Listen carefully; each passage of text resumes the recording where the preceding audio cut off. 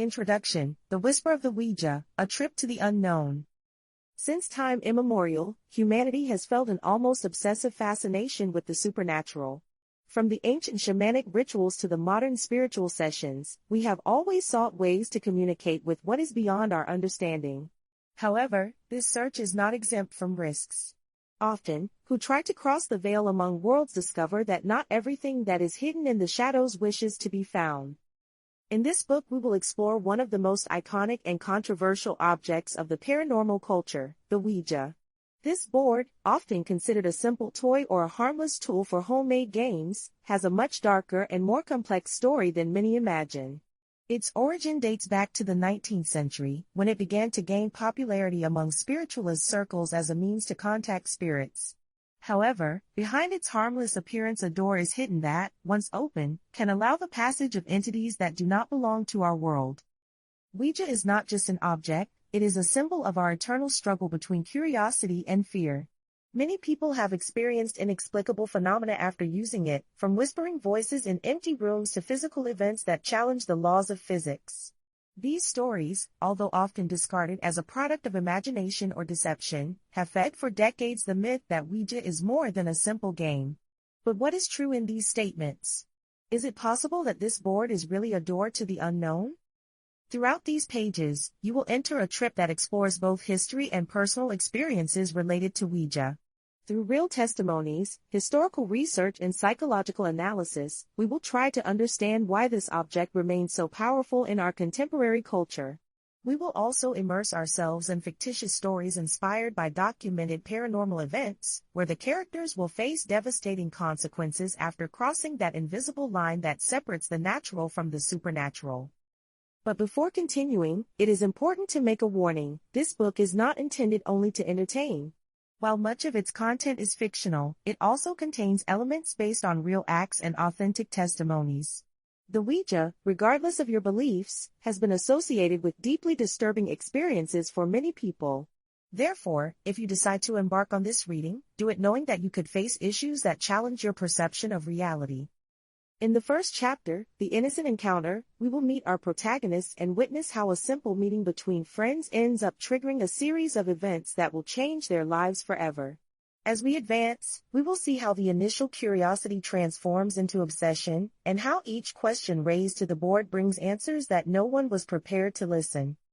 Prepare, dear reader, because you are about to cross a door that may never have opened. Welcome to the world of the surreal of the Ouija. Chapter 1. The Innocent Encounter. It was a cold night of November, and the wind blows strongly against the windows of the abandoned house on the outskirts of the city. Inside, 5 friends had gathered to spend a night of fun and laughter. No one suspected that this evening would mark the beginning of a nightmare that would pursue them during the rest of their lives. The group was formed by Alex, a young student in history who had always shown interest in the hidden, Sarah, his girlfriend, who used to follow him in his adventures without too much enthusiasm but with a latent curiosity, Mark, and skeptic convinced that he enjoyed mocking anything related to the paranormal, Emily, a reserved but extremely intuitive girl, and Jake, an inveterate joker whose only intention was to have fun at others. The idea of playing with the Ouija had emerged from Alex, who had brought with him a board bought in a local antique store. According to him, the object was over 100 years old and had been originally used by a group of mediums in the 1920s. Although the majority of the group agreed to participate moved by curiosity, Mark could not avoid expressing his disbelief. "Do you really think this works?" he asked sarcastically while examining the board with skepticism. Alex smiled before answering. "I don't know if it works, but that is precisely the exciting. In addition, they say that this place is reputed to be haunted. What better time to try it?" The house they were in had been abandoned for decades. Formerly, he had belonged to a rich family whose members died in mysterious circumstances. Local rumors said that the patriarch of the family had practiced black magic and that his spirit continued around the place along with other dark entities. For some, these stories were pure superstition; for others, serious warnings that should not be taken lightly. After turning several candles to illuminate the main hall, the group formed a circle around the board. Alex carefully placed his hands on the planchette, inviting others to do the same. "Remember," he said solemn, "this must be done with respect. We are not here to play or bother anyone. We will only look for answers. The basic rules were quickly established. All had to maintain constant contact with the planchette, and any abrupt or intentional movement would invalidate the session. With an environment full of expectation, Alex asked the first question, "Is there anyone here with us?" At first, nothing happened. The silence reigned in the room, broken only by the occasional crunch of the wood under the weight of the wind. However, little by little, the planchette began to move. At first, the movements were slow and undecided, as if they were trying their resistance. Then, suddenly, the piece slid quickly towards the letter S. "Yes," Alex read out loud, looking at others with astonishment. No one dared to speak. That was when Sarah, in a trembling voice, asked the following question, "Who are you?"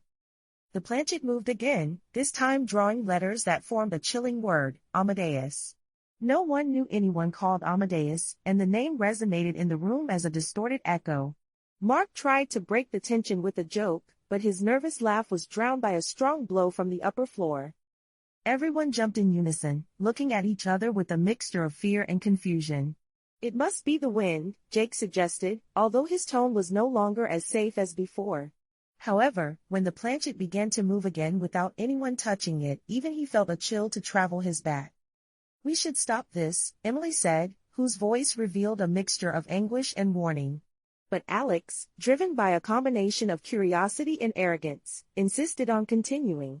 "Just another question," he promised. "What do you want from us?" The answer came quick and forceful, "Release me." The air in the room seemed to cool suddenly, and the flames of the sails flashed erratically before out completely. In the dark, the group clearly heard a deep and guttural laugh that seemed to come from everywhere at the same time. One by one, the friends ran out of the house, leaving the board behind in any claim of courage. What they did not know was that that night had aroused something that had been asleep. And now, Amadeus had a clear objective: to free himself, he would cost what he costs. Chapter 2. The Forbidden Ritual. The night was over, but the weight of what happened in the abandoned house continued to gravitate about each of the 5 friends. Although they had fled in terror, leaving behind the board and the candles off, they could not escape the memory of that guttural laugh that seemed to have resonated in their minds long after the physical echo faded. The next morning he brought with him a dim light and a cold air that seemed to have adhered to his bodies as a bad omen. Alex was the first to wake up, although awakening was not exactly the right word to describe his status. He had spent the night stirring in his bed, tormented by fragmented images that he could not remember clearly but filled him with a deep concern. In one of those recurring scenes, he saw the planchette moving alone, spelling incomprehensible words while a hooded figure watched him from the shadows. When he finally opened his eyes, he felt a sharp pain in his head and a strange sensation in his hands, as if he could still feel the cold touch of the board under his fingers. He decided to call Sarah, hoping to find some tranquility in his voice. But when she replied, she noticed that she was just as altered. "I couldn't sleep," Sarah admitted with a barely audible tone of voice. "Every time I closed my eyes, listen to that laugh. And, Alex, I think something followed me here." Before he could answer, Sarah told her that she had felt steps behind her as she walked to her room after returning from the house. At first he thought they were his imaginations, but when he looked back, he swore to have seen a high and dark silhouette on the threshold of his door. "It was as if he were waiting," he added, his trembling voice. And then disappeared. Meanwhile, Mark tried to convince himself that everything had been the product of his imagination. After all, he had always been the skeptic of the group, which made fun of superstitions and paranormal beliefs.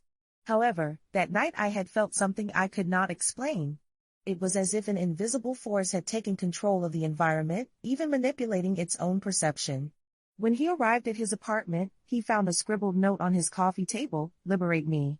He didn't remember having written it, and the pen was dry, as if he had been used for days.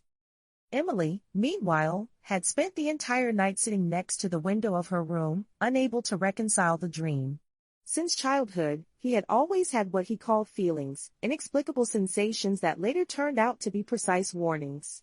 That night, those feelings demonstrated with an intensity that he had never experienced before.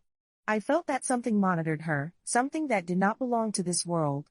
Every time he closed his eyes, he saw a distorted face floating in front of her, with empty eyes and a mouth that did not stop moving, pronouncing words that he could not understand.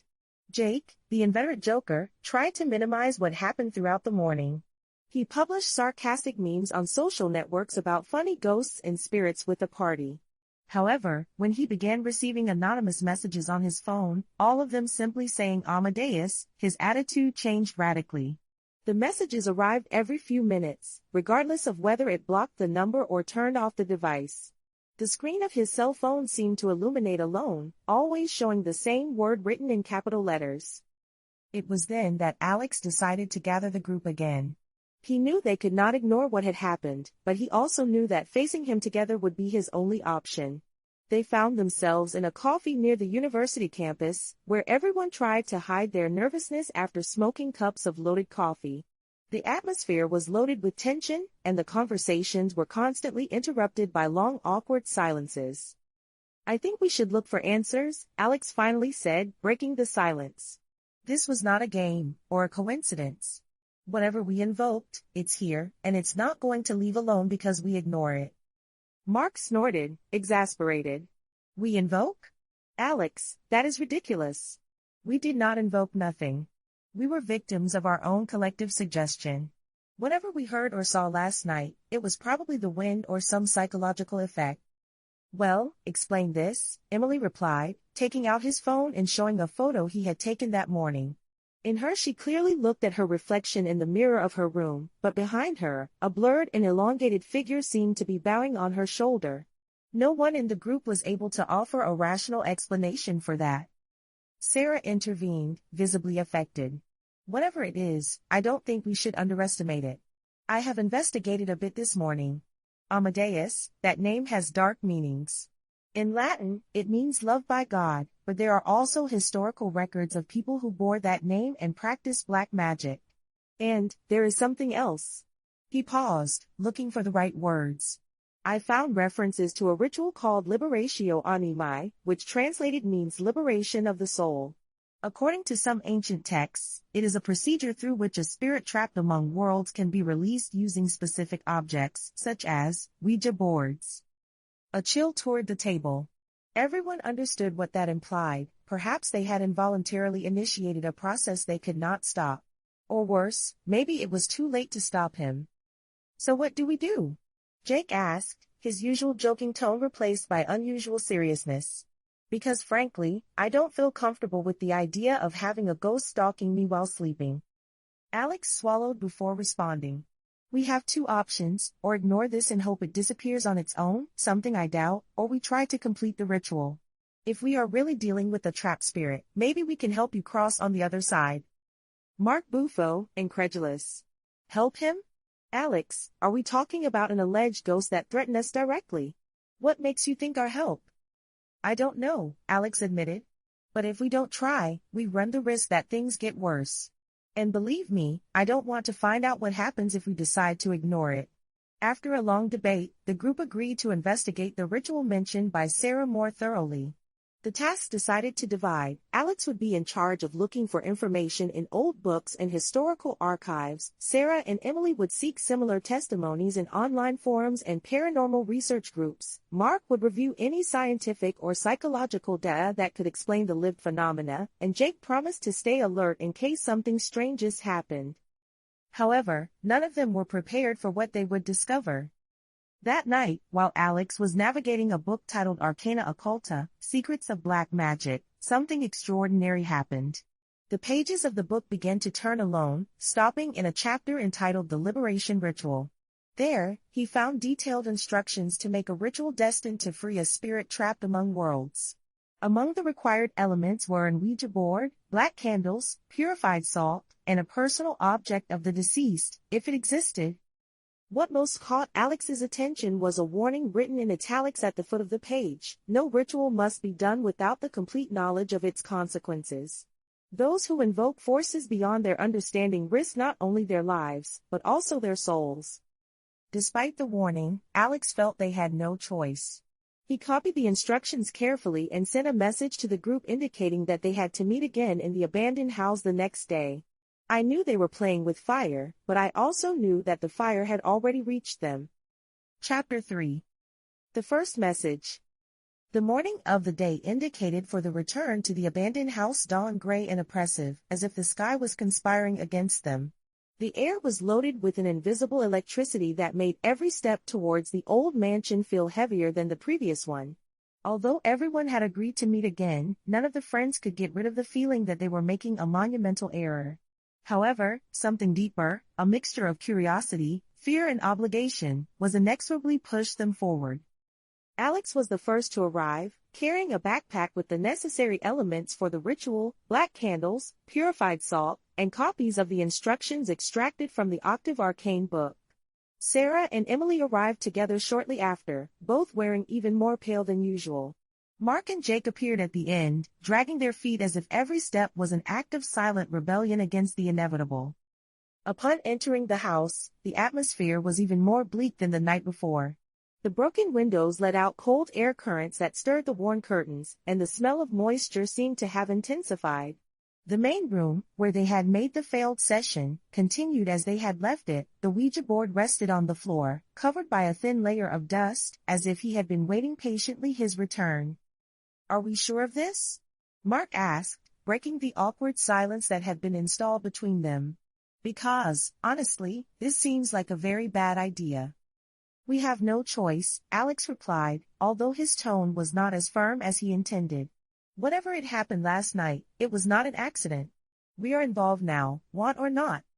Jake tried to lighten the atmosphere with a joke, but even he seemed unable to pretend normality.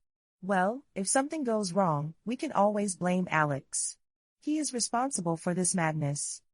No one laughed. With trembling hands, Alex began to dispose the elements of the ritual according to the instructions. He placed the black candles forming a circle around the board, making sure they were equidistant from each other. Then, he spread purified salt around the perimeter of the circle, creating a symbolic barrier aimed at protecting them from any external influence. Finally, he took a small reliquary he had found in the antique market along with the board. According to the seller, it belonged to the same family that once inhabited the house. It was a personal object of the deceased, as required by the ritual. When everything was ready, the group took its positions around the circle, with expressions that oscillated between fear and resignation. Alex turned on the candles one by one, and the flashing light projected long and distorted shadows on the walls. The air seemed to change immediately, the temperature dropped several degrees, and an invisible sensation filled the room. "Ready?" Alex asked, looking at others. No one responded verbally, but nodded with rigid gestures. With a nervous sigh, Alex placed the reliquary in the center of the board and placed his hands on the plate, inviting others to do the same. The rules were clear: they had to invoke the spirit calling him by name, then ask him to reveal his intentions and, finally, offer help to cross to the other side. If the spirit accepted, the ritual would continue; if not, they should close the circle immediately and leave the house. "Amadeus," Alex pronounced in a low but firm voice, "if you are here, we invoke you by your name. Dinos, what do you want?" The initial silence was almost unbearable. For several seconds, no one dared to breathe. Then, the square began to move slowly, drawing letters on the board. Everyone held breath while spelling a word: freedom. Sarah, who had kept her eyes closed during much of the process, opened them suddenly. "What does that mean?" he asked, his voice just a whisper.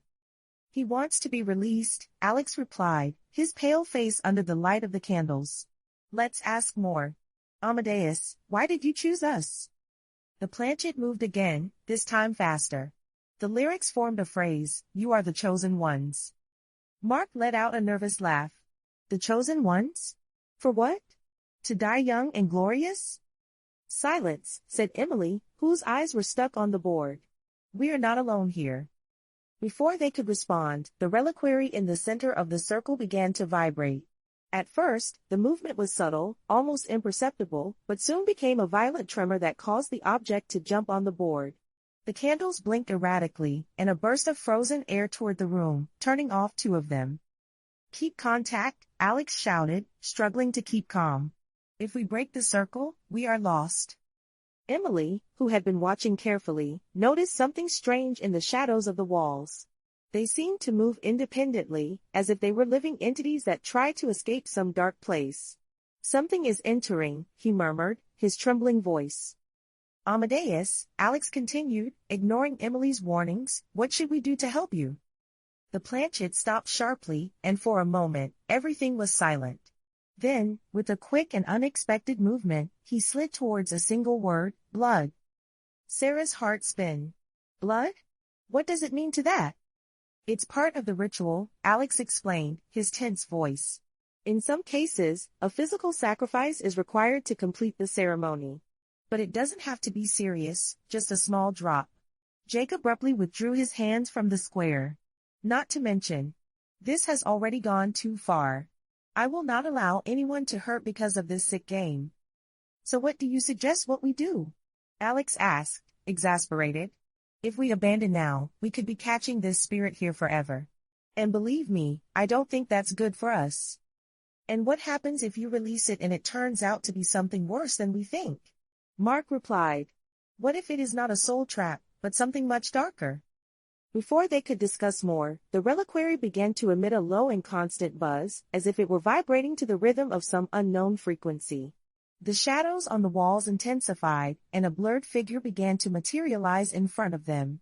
It was tall and thin, with indistinguishable features except for bright eyes that seemed to burn with a supernatural light. We must finish it, Emily said, surprising everyone with his sudden determination. Whatever it is, it's here. We can't stop it now. With trembling hands, Alex took a small knife from his backpack. Just a drop, he repeated, looking at the group. Each of us must contribute. One by one, the friends punctured their index finger with the tip of the knife, dropping a single drop of blood on the reliquary. As the last drop touched the metal, the object shone with an intense reddish light, and the buzz reached a deafening level. The remaining candles went out simultaneously, plunging the room in absolute darkness. Then, a deep and resonant voice filled the air, speaking directly in his minds. Thank you, my chosen ones. You are the key of my freedom. When the light returned, the reliquary had disappeared, and the Ouija board was split in two. The spirit, or whatever they had invoked, had left. But deep down, everyone knew that something had changed. Something fundamental. Chapter 4. Shadows in the Mirror. The return home after the session in the abandoned mansion was a silent trip and loaded with restlessness. None of the friends spoke during the journey, as if the words could break a fragile barrier that still protected them from the horror lived. Although the ritual had concluded, or that believed, they all felt that something had been left behind, something that was not completely resolved. It was as if they had opened a door that could not close at all. Upon reaching their respective houses, each tried to recover some normality, but they soon discovered that the world they had returned was no longer the same. The feeling of being observed had intensified, and small details began to alter their daily perception. The objects moved inexplicably, the lights blinked without apparent reason, and the shadows seemed to come to life of their own. Alex, Amadeus's echo. Alex was the first to experience strange phenomena. That night, while checking his notes on the ritual, he heard a deaf sound from the mirror of his room. At first he thought it was his imagination, but when he looked up, he saw how his reflection stared at him, with an expression different from his. His reflection smiled sinister, as if he knew something he ignored. What the devil? He murmured, approaching the mirror. But before I could touch it, the glass vibrated violently, and a family voice resonated in your mind. Thank you for your sacrifice. The voice was the same they had heard during the ritual, deep and resonant, but this time it had a more threatening tone. Alex instinctively retreated, falling to the ground, and when he looked back into the mirror, his reflection had completely disappeared. Only a dark and empty surface remained. Stunned, he called Sarah, who responded with a mixture of concern and fear. I'm not sure what is happening, she said, but I think this is not over. Something is still here with us. Sarah, the whisper in the hallway. Sarah, meanwhile, tried to distract watching a movie in her laptop. However, just when he was about to relax, he heard slow and deliberate steps in the hallway outside his room. At first he thought it was his mother, but when he opened the door, there was no one there. What he did find was a trail of humid footprints on the ground, as if someone had walked barefoot in the hall. He followed the footprints to the bathroom, where the mirror on the sink was tarnished. In condensation, someone, or something, had written 3 words, "You are not alone." Sarah shouted and backed up, stumbling with the door frame. When he returned to the bathroom a few minutes later, the footprints had disappeared, and the mirror was completely clean. However, the feeling that someone watched her did not vanish. Mark, the broken logic. Mark, always the skeptic, decided to face what was happening with pure logic. Armed with a digital recorder and a video camera, he began documenting any strange phenomenon that happened in his apartment. For hours, nothing was out of the ordinary. But just when she was about to surrender, the recorder caught a series of strong blows that came from the ceiling, followed by a low and guttural laugh. "This has to be some kind of trick," he told himself, although his voice trembled. He turned on the camera and focused on the roof, but what he saw on the screen left him paralyzed. A hooded figure floated on him, with long arms extended down. Before I could react, the figure disappeared, and the recorder stopped working. When he checked the video later, there was no trace of the figure, but laughter was still there, clear as the day. Emily, views in the mirror. Emily, who had always been the most intuitive in the group, began to have recurring visions in her entire body mirror. Every time he looked, he watched an alternative version of herself, more pale and emaciated, with dark eyes that seemed to absorb all the light. This reflected version of Emily smiled in a sickly way and whispered things that she could not understand at the beginning, but that gradually became clearer. "He was not the only one," the voice said, referring to Amadeus. "There are others. And they are waiting." One night, while trying to ignore the visions, Emily noticed that her reflection no longer imitated her. Instead, he walked forward, crossing the mirror as if it were water. Horrified, backed up hitting the wall, but when its reflection advanced towards it, it disappeared in the air, leaving only a penetrating cold. Jake, the living shadow. Jake, who used to mask his fear with jokes, could no longer maintain his carefree attitude. While preparing to sleep, he noticed that his shadow on the wall did not match his movements. At first he thought it was an effect of light, but when he turned off the lamp, the shadow remained, moving independently. "What do you want?" he asked, his trembling voice. The shadow stopped in front of him, adopting a distorted humanoid form. Then, an elongated and dark hand emerged from the wall, pointing it directly. "You weren't chosen," said a whispering voice in his ear. "But now you are part of this." Jake ran to the door, but when he opened it, he found himself back in the main room of the abandoned house, surrounded by black candles that burned with a bluish flame. Faced with him, the Ouija board in two shone with a reddish glow, and a family voice resonated in his mind: "The ritual is not over." The urgent meeting. The next day, the group met again, this time in the university library. All were visibly affected, and nobody tried to hide their fear. Alex carried the arcane book Octa, looking for answers about what had happened. According to the text, the release ritual required a final step: close the portal they had accidentally opened. "A portal?" Mark asked, incredulous. "Are you saying that we open a kind of door between worlds?" "Thus it seems," Alex replied, pointing out a specific paragraph. "If the ritual is not completed correctly, the spirit can be trapped in our plane, or worse, bring other entities." "So what do we do?" Sarah asked, his voice just a whisper. "Close it," Emily said, interrupting. "We have to return home and complete the ritual.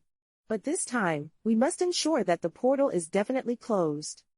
Everyone knew that returning meant facing something much bigger and more dangerous than before.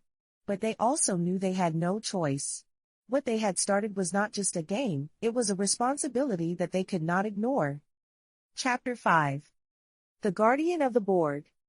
The decision to return to the abandoned house was not taken lightly. Each of the friends knew they were risking more than their sanity. This time, the danger was palpable, like an elongated shadow that followed them everywhere.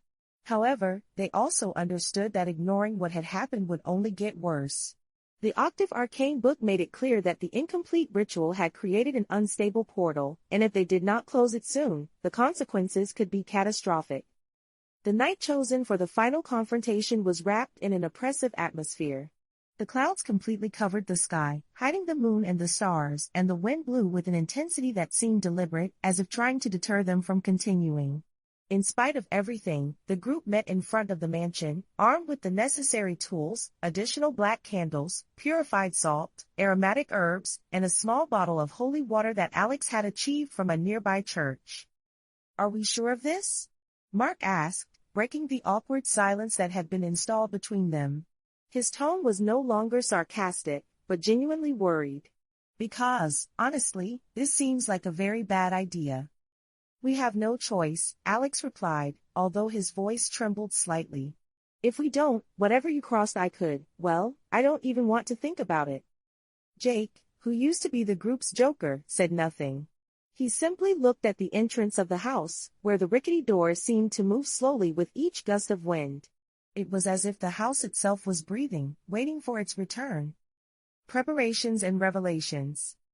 Once inside, the environment was even more oppressive than before. The walls seemed to have darkened, and the air smelled of moisture and something more, something metallic, like blood. Alex led the preparation of space, drawing a larger circle around the place where they had previously made. This time, they incorporated ancient symbols that they found in the book, scribbled with white chalk on the dusty floor. "This should help us contain anything that tried to enter," Alex explained as he drew the last strokes. "But remember, if something goes wrong, we must break the circle and run.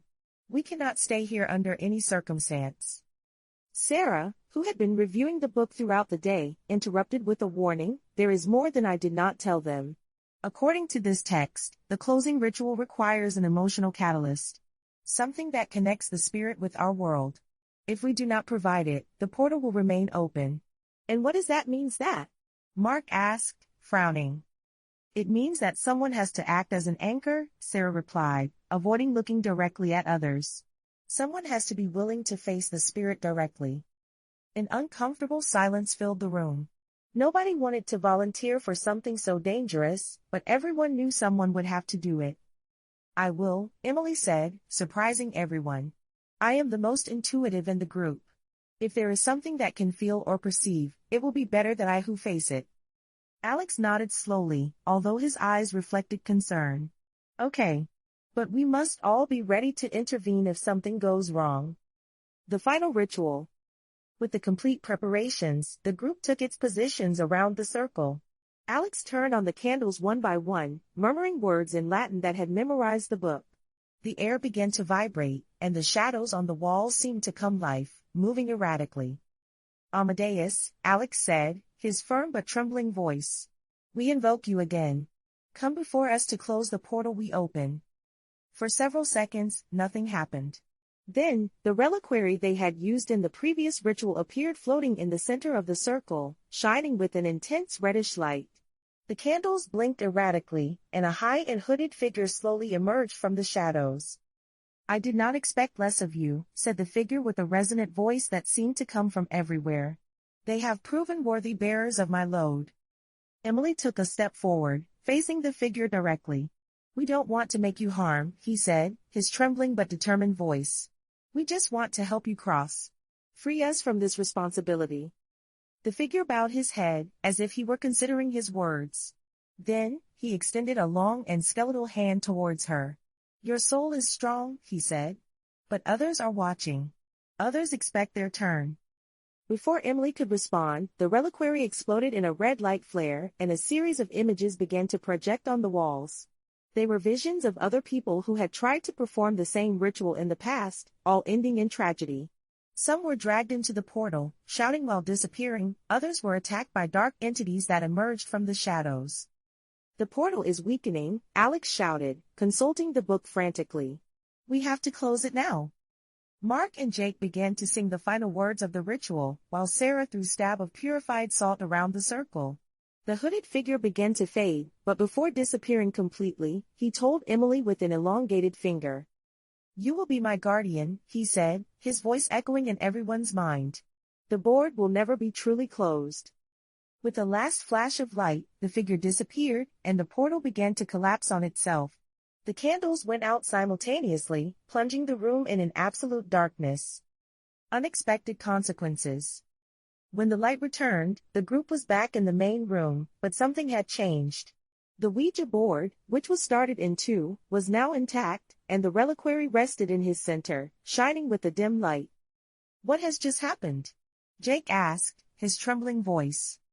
"I'm not sure," Alex replied, staring at the board. "But I think we are not over." Emily, who had been designated as Guardiana, felt an invisible weight on his shoulders. He knew that something inside the board was watching her, patiently waiting for her next movement. Chapter 6. The Weight of Words. The night at the abandoned house had left an indelible brand in each of the friends.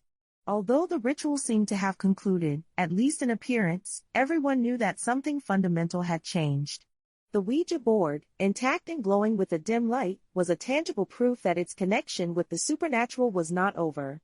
But even more disturbing was Emily's weight on her shoulders after being named Guardiana of the board. The Guardian. Emily woke up the next morning with a throbbing headache and a strange sensation in the hands, as if they were loaded with static electricity. His reflection in the bathroom mirror seemed distorted, as if someone had slightly altered their facial features. His eyes, normally clear and bright, now had an opaque, almost glassy brightness. "What is happening to me?" he murmured to herself, touching her face with trembling fingers. At that time, he heard a whisper in his mind, a voice that was not his but resonated as if he had always been there: "Protect the portal." That repetitive phrase began to obsess it. It didn't matter what he did, the voice continued to return, insistent and authoritarian. Even when he tried to distract themselves watching television or reading a book, the words "protect the portal" sneaked into their thoughts, accompanied by invisible pressure that seemed to increase with every hour that passed. When he called Alex to tell him what was happening, he told her something that left her frozen. "Maybe this is part of your role as a guardian. Maybe the board needs someone to watch the portal from our side." "And what happens if I can't do it?" Emily asked, her trembling voice. "What happens? Yes. I don't know," Alex replied, interrupting her. "But I think you should come here. We all need to talk about this." The meeting and the coffee. The group met that afternoon in a small coffee in the city center. It was a cozy place, full of university students and occasional tourists, but even there, the atmosphere among them was gloomy and heavy. No one spoke during the first minutes, they simply drank their coffees while avoiding looking directly. It was Mark who broke the silence. "This is crazy," he said, hitting his cup with frustration. "We cannot continue pretending that all this is normal. Whatever happened last night, it was not real. There must be a rational explanation." "A rational explanation?" Jake replied, incredulous. "How do you explain that the board was fixed alone? Or is Emily acting as if he had a damn paranormal GPS in his brain?" Mark opened his mouth to answer, but before he could say something, Sarah intervened. "Whatever happened, we cannot ignore it. Amadeus warned us that the portal would never be completely closed. And now Emily has this paper. It is as if we were responsible for maintaining balance." Alex nodded. "Exactly. I think what we did last night was more than closing a portal. I think we seal an agreement. Something that we cannot break without serious consequences." Emily, who had remained silent until that moment, finally spoke. "The board is talking to me," he admitted, his voice barely audible. "Not directly, as in a conversation, but as if I knew things. Things about me. About us. And I feel that he is watching me." Everyone stayed silent, processing their words. That was when Alex took a small notebook from his backpack. "I have been investigating more about the concept of guardians," he said, showing them a scribble notes. "In some ancient texts, it is mentioned that certain paranormal objects require a living person to act as an anchor. This person becomes an intermediary between worlds, making sure that the object is not used incorrectly." "And what happens if the person fails?" Jake asked, frowning. "Then the object looks for another anchor," Alex replied, his gloomy tone. "And sometimes, the transition is not peaceful." Visions and nightmares. As the days passed, the effects of what happened began to demonstrate in unexpected ways. Emily experienced constant visions, fleeting images that appeared in her mind without prior notice. In one of them, he saw the board floating in the middle of a dark room, surrounded by hooded figures that murmured in an unknown language. In another, he saw Alex, Sarah, Mark and Jake being dragged towards a dark abyss while she watched helplessly. The nightmares also became recurring. Every night, I dreamed with the same stage. It was stopped in front of the board, but this time, the planchet moved alone, spelling a single word, traitor. She woke up soaked in sweat, with the feeling that someone watched her from the shadows. One night, after a particularly intense nightmare, he got out of bed and walked towards the mirror of his room. There, he saw something that paralyzed her. His reflection no longer imitated her. Instead, its reflected version smiled sinisterly and extended a hand towards it, as if trying to cross the glass. "Emily," said a family voice in his mind. It was the same voice I had heard before, but this time, it had a more urgent tone. "The portal is weakening. If you don't act soon, others will come." "Others?" Emily asked, although no one else could hear her. "Who are they?" The answer came in the form of a mental image, a multitude of dark figures emerging from a crack on the ground, extending long and thin arms to the outside world. The internal conflict.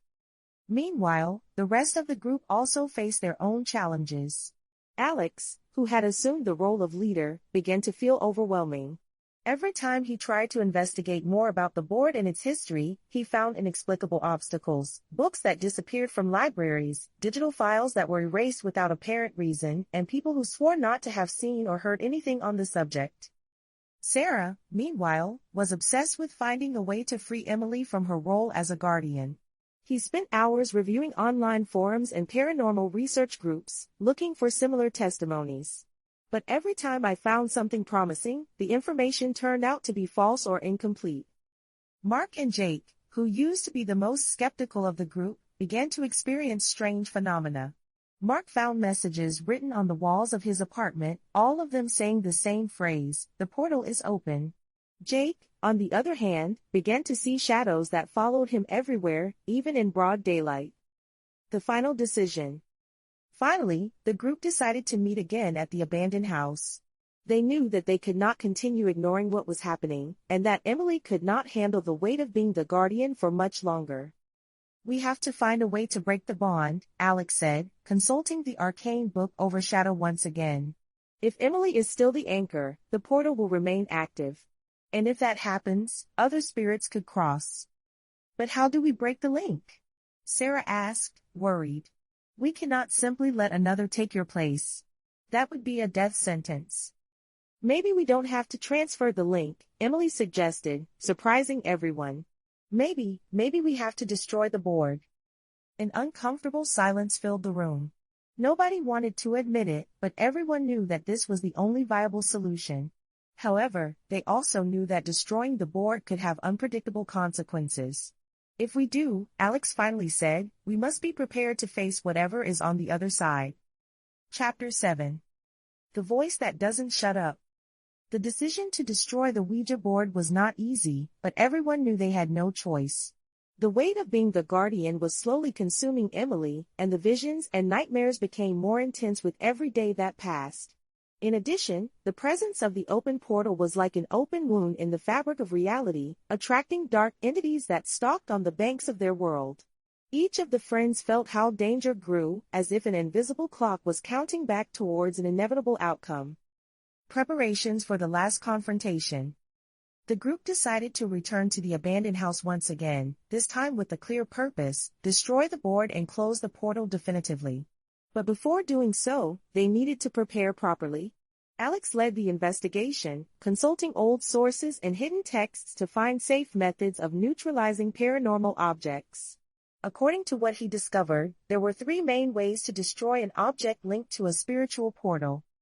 Immersion in blessed water. Blessed water could purify the object, eliminating any negative energy or supernatural connection. Ritual fire. Burning the object in a ceremonial fire was another common option, although dangerous, since it temporarily released the energy contained in the object. Sacred burial. Buy the object in consecrated land, together with protective symbols, could permanently seal it. After discussing the options, the group agreed to try the ritual fire method. It was risky, but also the most effective according to the texts. However, they knew they would have to act quickly. The portal was showing signs of instability, and the shadows on the walls of the house seemed to move more aggressively than ever. The night chosen for the final confrontation was especially dark. Not only the clouds covered the sky, but even the stars seemed to have been engulfed by the gloom. When they arrived at the house, the air was loaded with static electricity, and the wind blew with a force that created the old wooden beams. "I don't like this," Jake murmured as they entered the main hall. "It's as if the house knew what we are going to do." "Our only option is to continue," Alex replied, although his voice trembled slightly. "If we go back now, everything will have been in vain." Emily wore the board wrapped in a black cloth, as if it were a sacred relic or profane.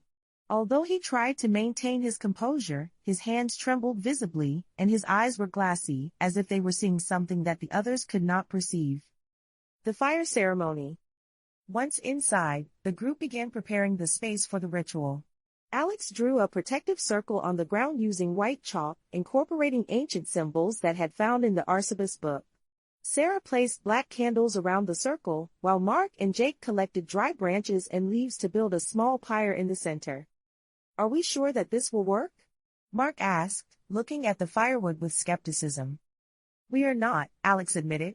"But it's our best opportunity." When everything was ready, Emily placed the board in the center of the pyre. His fingers touched the edge of the object for the last time, and felt an electric current that toured his entire body. It was as if the board was alive, resisting to be destroyed. "Sorry," Emily whispered, closing her eyes for a moment. Then, he took a step back and nodded to Alex. Alex turned on a match and carefully approached the pyre. The flames began to crack, extending slowly to the board. For a few seconds, everything seemed to be working as planned. But then, something changed. The board began to shine with an intense reddish light, and the flames turned blue as if they were fed by a supernatural energy source. An ice cream burst filled the room, turning off the candles and leaving only the light of the blue flames. "Do not break the circle," Alex shouted, raising his hands to protect himself from the wind. Shadows emerged, hooded figures, floating a few centimeters from the ground. His faces were invisible under the hoods, but his eyes shone with a red light similar to that of the board.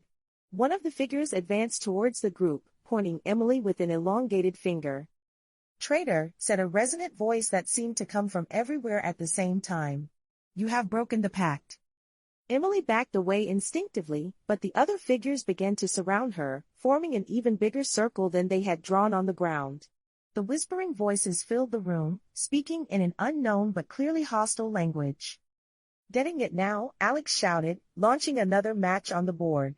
This time, the flames grew rapidly, wrapping the object in a scorching fire. The board began to emit a low and constant buzz, as if he were fighting the fire. The hooded figures vanished slowly, but before disappearing completely, the figure he had pointed to Emily stopped in front of her. "The link does not break so easily," he said, his voice echoing in everyone's mind. "The portal remains. And you will always be my guardian." With the last rash of red light, the figures disappeared, and the flames of the fire returned to their normal color. The board had become ashes, but the atmosphere was still oppressive, as if something had not yet been completely eradicated. After the ritual. When the flames were extinguished, the group was silent, looking at the dashboard ashes. No one knew what to say. They had managed to destroy the object, but something in the air told them not everything had ended. "And now what?" Jake asked, breaking the awkward silence. "I don't know," Alex replied, staring at the ashes. "But I think we should bury them. Just to make sure." They decided to dig a small hole in the backyard of the house, where they buried the ashes together with purified salt and aromatic herbs. While they did, Emily felt how weight on her shoulders began to decrease, although she did not disappear completely. "I think this is," Sarah said, looking towards the abandoned house for the last time. "We can finally leave this behind." But Emily knew that it wasn't.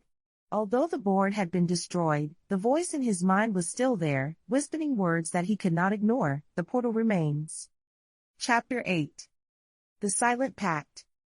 The days after the destruction of the board were a mixture of relief and anxiety for the group. They had managed to eliminate the object that had served as a door between worlds, but the feeling that something was still incomplete did not abandon them. Emily, in particular, felt how the link with the portal remained intact, as if the ashes buried still beat with the residual energy that only she could perceive. The persistence of the voice. Emily could no longer ignore the voice that resonated in her mind. Although the board had been destroyed, the words "a portal remains" continued to be repeated as a constant echo that did not give it truce. At first, he tried to distract himself with daily activities, read, watch movies, spend time with his friends. But the voice always returned, more insistent every time. One night, while sleeping, he had a nightmare that left her paralyzed.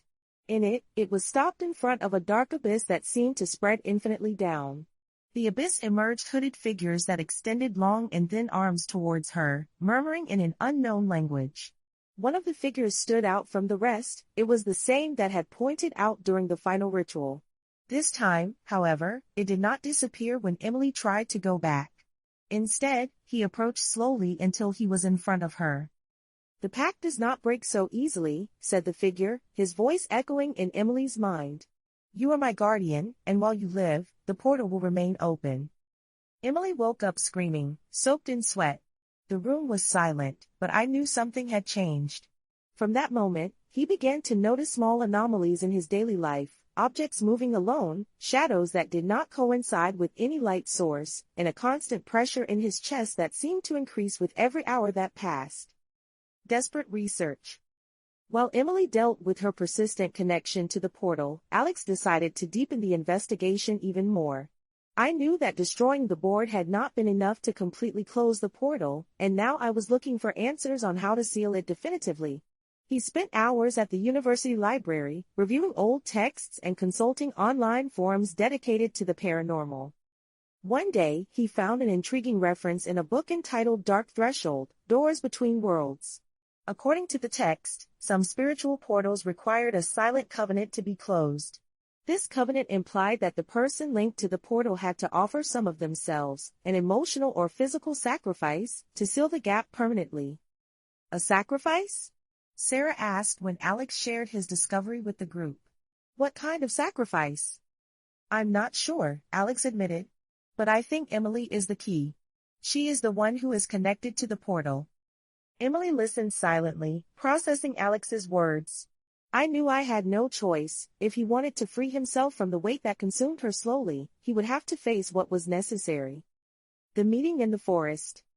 The group decided to meet in a place away from the abandoned house, a clearing in the nearby forest where they could perform a new ritual without interference. They carried the necessary elements: black candles, purified salt, aromatic herbs, and a small bottle of blessed water that Alex had achieved from a local church. When they arrived at the clear, the atmosphere was disturbingly calm. There was no wind, no animals, or anything that indicated that they were in a living forest. It was as if the world had been paused, waiting for what was about to happen. "Okay," Alex said, while drawing a protective circle on the ground using white chalk. "According to the book, the covenant requires Emily to act as a mediator. He must offer some of herself to seal the portal." "And what do I have to offer?" Emily asked, her trembling voice. "I think it depends on you," Alex replied. "The sacrifice must be something that is valuable for you, something that you are willing to give up." Emily reflected for a few minutes. Finally, he nodded. "Okay. I will." The pact ritual. With the prepared circle, the group took its positions around the space. Alex turned on the candles one by one, murmuring words in Latin that had memorized the book. The air began to vibrate, and the shadows in the trees seemed to come life, moving erratically. "Amadeus," Alex said, his firm but trembling voice. "We invoke you again. Come before us to seal the covenant we start." For several seconds, nothing happened. Then, the ground under the circle began to shine with an intense reddish light, and a high and hooded figure slowly emerged from the shadows. "Guardiana," said the figure, his resonant voice that seemed to come from everywhere at the same time. "You have proven worthy of my trust." Emily took a step forward, facing the figure directly. "I want to close the portal," he said, his trembling but determined voice. "I am willing to do whatever is necessary." The figure bowed his head, as if he were considering his words. Then, he extended a long and skeletal hand towards her. "Your sacrifice will be accepted," he said. "But remember, once done, there will be no turning." Emily closed her eyes and breathed deeply. Then, he took a little reliquary who had hung around his neck since he was a child. Inside there was a photo of her parents, who had died when she was little. It was the most precious object he possessed, and knew that giving up would be a true sacrifice. The reliquary placed in the center of the circle and covered it with purified salt. The candles blinked erratically, and a burst of ice cream filled the clear, turning off all the flames except one. "The covenant has been sealed," said the figure, his voice echoing in everyone's mind. "The portal is closed. But you will always be my guardian." With a last rash of red light, the figure disappeared, and the atmosphere returned to normal. The group was silent, looking at the ashes of the reliquary that now lay on the ground. Unexpected consequences. Although the portal seemed to have been sealed, Emily still felt a residual connection with him. He knew that something inside her had changed, something he could not explain with words. The others also noticed subtle changes. Mark was no longer so skeptical, Sarah had developed a more acute intuition, and Jake no longer made jokes about the supernatural. But the most disturbing thing was what happened days later. While walking through the forest, Emily found a new Ouija board, intact and shining with a dim light. In the center of the board, a single word was written in golden letters: "It will continue." Chapter 9. The Threshold of Beyond. The appearance of the new Ouija board in the forest was like a slap on the face for Emily. Despite all the sacrifices, efforts and risks that the group had faced, it seemed that fate was not willing to leave them alone. The object rested on the ground, shining with a dim but constant light, as if it were alive and breathed. The word "will continue" written in golden letters seemed to make fun of them, a cruel reminder that their supernatural connection had never been completely eradicated. Emily returned to the clear days after finding the board, unable to resist curiosity and fear they consumed it. He knew that he should have destroyed him immediately, but something inside her, a mixture of fascination and obligation, stopped it. Instead of acting, he decided to carry it, carefully wrapping him in a black cloth before returning home. The new connection. Once in his room, Emily placed the board on her desk, keeping it covered as if it were a sleeping beast that she shouldn't wake up. But even under the cloth, he could feel his presence. It was as if the object radiates a tangible energy, a force that vibrated in tune with its own soul. Every time he tried to ignore him, he listened to whispers in his mind, fragmented words that seemed to come from a place beyond time and space. "What are you doing here?" Emily asked out loud, although he knew no one would answer. However, when he removed the cloth and looked at the board directly, the letters began to shine weakly, as if they answered his question. "Waiting," said a voice in his mind, different from Amadeus's but equally resonant. "Waiting for you to open the threshold." Emily instinctively backed away, colliding with the wall. He knew that he could not afford to interact with the board, but the curiosity was overwhelming. What did open the threshold? And why did she remain chosen to do it? Confessions and Doubts. The group met again, this time in a coffee near the university campus. Emily wore the board wrapped in the same black cloth, hiding it under the table while trying to explain what had happened. "I found this in the forest," he said, his voice barely audible. I think the portal is not completely closed." Mark snorted, incredulous. "Another board? This is ridiculous. How many times are we going to have to destroy these things before everything ends?" "It's not just another board," Alex interrupted, who had been investigating more about the phenomenon. "According to some ancient texts, certain paranormal objects have the ability to regenerate if they are not correctly neutralized. It is possible that the ritual we do has not been enough to seal the portal definitely." "And what do you suggest what we do?" Sarah asked, worried. "We have already risked too much. We can't keep playing with fire." "I think we must use the board," Alex replied, surprising everyone. "But this time, we must do it with a clear purpose, find out what you really want. If we can communicate directly with the entity, we may negotiate a permanent solution." Emily shook her head, visibly altered. "I can't do it. Not anymore. This is consuming me. I can't be responsible for opening another portal." "But you are all ready," Jake said, his more serious tone than usual.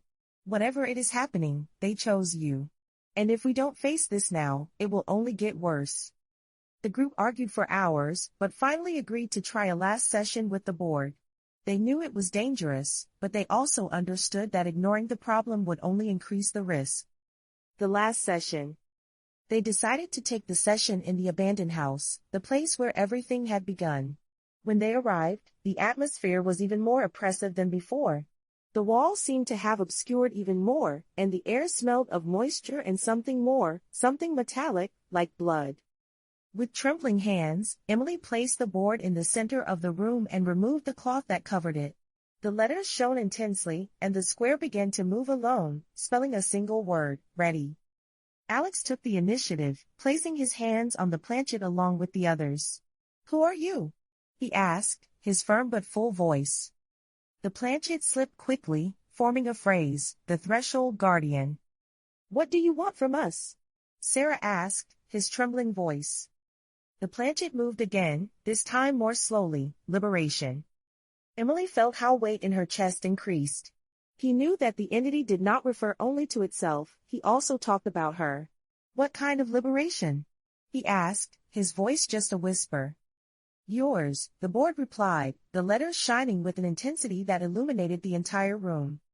Before they could ask another question, the reliquary Emily had sacrificed during the previous ritual appeared floating in the center of the circle.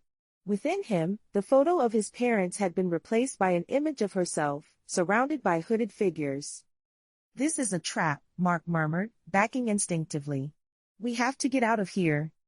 But before they could move, the ground under the circle began to shine with an intense reddish light, and a high and hooded figure slowly emerged from the shadows. "Guardiana," said the figure, his resonant voice that seemed to come from everywhere at the same time. "Your sacrifice was accepted, but the portal cannot be closed without a greater price." "What price?" Emily asked, her trembling but determined voice. "Your soul," the figure replied, extending a long and skeletal hand towards her. The final sacrifice. The group tried to intervene, but the black candles that had placed around the circle went out simultaneously, plunging the room into absolute darkness. When the light returned, Emily was stopped in front of the figure, with an expression of resignation on her face. "I knew this would end like this," he said, looking at his friends for the last time. "Take care of balance. Do not let others make our mistakes." With a last flash of light, Emily disappeared, leaving only the dashboard intact and shining with a dim light. Epilogue, the final awakening. Days later, the group tried to move forward with their lives, but nothing was the same. Alex continued to investigate the phenomenon, obsessed with finding a way to bring Emily back. Sarah developed a more acute intuition, perceiving things that no one could see. Mark and Jake, who used to be skeptical, now avoided talking about the supernatural. One day, while checking the board in his room, Alex noticed something strange. The lyrics began to shine weakly, forming a phrase that left him ice cream. "Thank you for your sacrifice." Chapter 10. The Final Awakening. Emily's disappearance left an indelible scar in the group. Although they had managed to seal the portal and prevent more entities from crossing the mortal world, the cost had been devastating. Emily, who had been chosen, was now lost somewhere among worlds, trapped in a limbo that nobody knew how to return it. But while some tried to move forward with their lives, others could not stop thinking about it and what could be on the other side. Alex, the obsession to find her. Alex was the most affected by Emily's loss. Since she disappeared, she dedicated himself obsessively to investigating everything related to spiritual portals, guardians, and sacrifices. He spent whole days in the university library, reviewing old texts and consulting online forums dedicated to the paranormal.